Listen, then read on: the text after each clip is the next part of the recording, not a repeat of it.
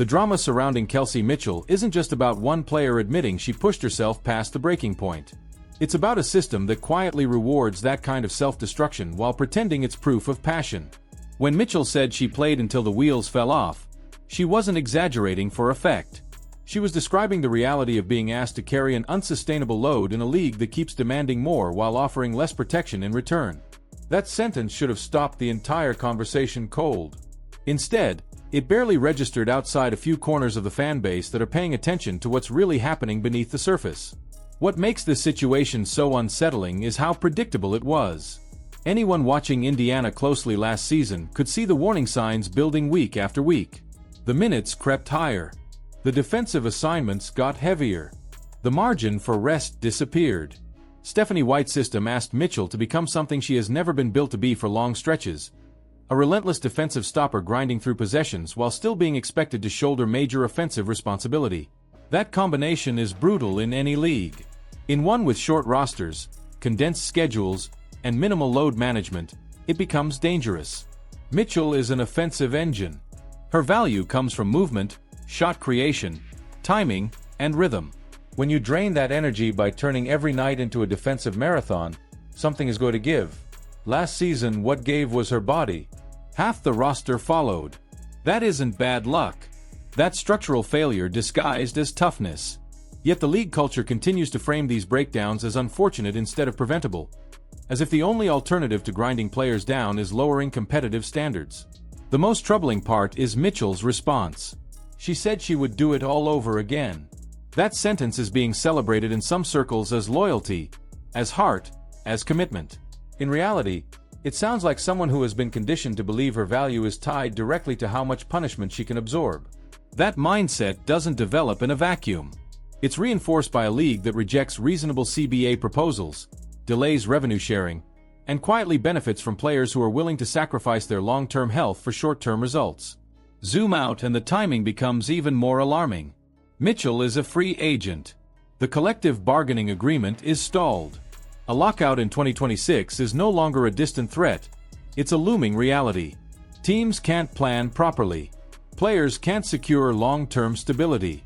And in the middle of that chaos, Mitchell is talking about feeling great while preparing to play even more basketball in Unrivaled. Not because her body needs it, but because her career demands it. Visibility matters. Staying relevant matters. Keeping leverage matters. And that pressure pushes players to ignore signals their bodies are screaming at them. Unrivaled itself tells you everything you need to know about the current state of the WNBA. A domestic alternative exists not because players were bored, but because the primary league failed to meet basic economic expectations. The pitch is freedom, creativity, and fairer compensation without leaving the country. That sounds inspiring on the surface. Underneath, it's an indictment. If the WNBA were paying market value and protecting its talent properly, there would be no need for a workaround. Players wouldn't have to stack seasons just to feel secure. Meanwhile, the league's negotiating position feels detached from reality. Rejecting a request for 30% revenue sharing while pushing for more games is not compromise. It's escalation.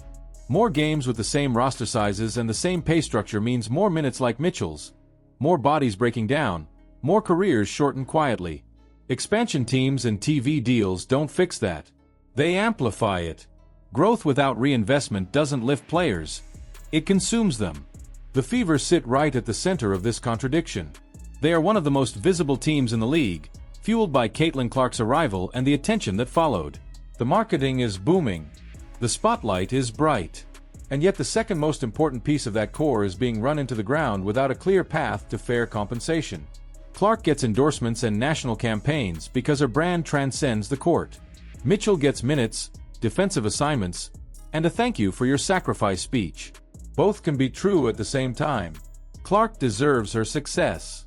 Mitchell deserves far more than she's receiving. This isn't about pitting teammates against each other. It's about acknowledging that the current model creates unequal outcomes even within the same locker room. One player becomes the face of growth. Another becomes the fuel that keeps the engine running.